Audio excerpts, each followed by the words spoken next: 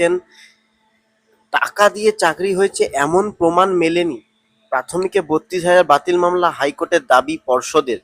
একটা চাঞ্চল্যকর নতুন মোড় এসেছে 32,000 মামলায়। তাই বলছি চ্যানেলটি সাবস্ক্রাইব করে রাখুন, এইরকম আপডেট কিন্তু আপনারা হামেশাই পাবেন।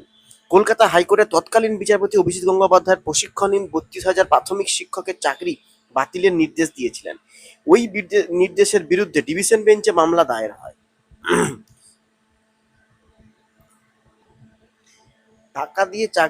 টাকা দিয়ে চাকরি হয়েছে এমন প্রমাণ মেলেনি, হাইকোর্টে পর্ষদ। সরকারি আধিকারিকরা দুর্নীতিতে যুক্ত বলা হচ্ছে, টাকা দিয়ে চাকরি হয়েছে এটা অনুমানের ভিত্তিতে বলা হয়েছে। সরকারি চাকরি টাকা দিয়ে হয়েছে এমন কোনো প্রমাণ মেলেনি। কয়েকজনের বক্তব্যের ভিত্তিতে পুরো নিয়োগ প্রক্রিয়া নিয়ে সন্দেহ হয়েছে। 2016 সালের নিয়োগ প্রক্রিয়ায় রুল মেনে ইন্টারভিউ নেওয়া হয়েছে, অ্যাপটিটিউড টেস্ট নেওয়া হয়নি। কয়েকজনের বক্তব্যের ভিত্তিতে পুরো নিয়োগ প্রক্রিয়া নিয়ে সন্দেহ হয়েছে। তারপরের পয়েন্টটা কি, বেশি নম্বর দেওয়া হয়েছে এই অভিযোগে নিয়োগ বাতিল করা যায় না। এখানে কি বলা হয়েছে, বেশি নম্বর দেওয়া হয়েছে এই অভিযোগ তুলে নিয়োগ প্রক্রিয়া বাতিল করা যায় না।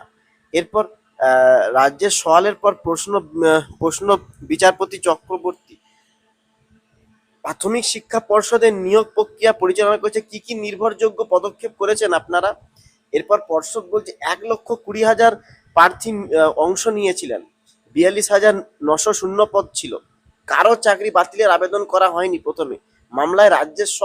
মামলায় প্রথমে কারো চাকরি বাতিলের আবেদন করা হয়নি। মামলাকারীদের আবেদন ছিল প্রশিক্ষণহীন প্রার্থীদের চাকরি দেওয়া হয়েছে, আমাদেরও সুযোগ দেওয়া হোক। প্রাথমিকে মামলার শুনানি শুরু হলো কলকাতা হাইকোর্টে। প্রথমে সওয়াল করতে উঠলেন রাজ্যের অ্যাডভোকেট জেনারেল এজি কিশোর দত্ত। আর যা নিয়ে বিতর্কটা হয়েছে, 2014 সালে টেট পরীক্ষায় উত্তীর্ণ হন প্রায় 1,25,000 প্রার্থী। পর্ষদ 2016 সাল থেকে তাদের নিয়োগ প্রক্রিয়া শুরু করে। চাকরি দেওয়া হয় 42,949 জনকে, কিন্তু ওই নিয়োগে একাধিক ত্রুটির অভিযোগ করে কলকাতা হাইকোর্টে মামলা দায়ের হয়। সেই মামলার পরিপ্রেক্ষিতে তৎকালীন বিচারপতি অভিজিৎ গঙ্গোপাধ্যায় প্রশিক্ষণহীন 32,000 শিক্ষকের চাকরি বাতিলের নির্দেশ দেন। তার রায় ছিল চাকরি বাতিল হলেও ওই শিক্ষকেরা স্কুলে যেতে পারবেন, তবে ওই নির্দেশের 3 মাসের মধ্যে নতুন নিয়োগ প্রক্রিয়া শুরু করতে হবে রাজ্যকে। এর আগে মামলার অন্তর্বর্তী স্থগিতাদেশ দিয়েছিল হাইকোর্ট।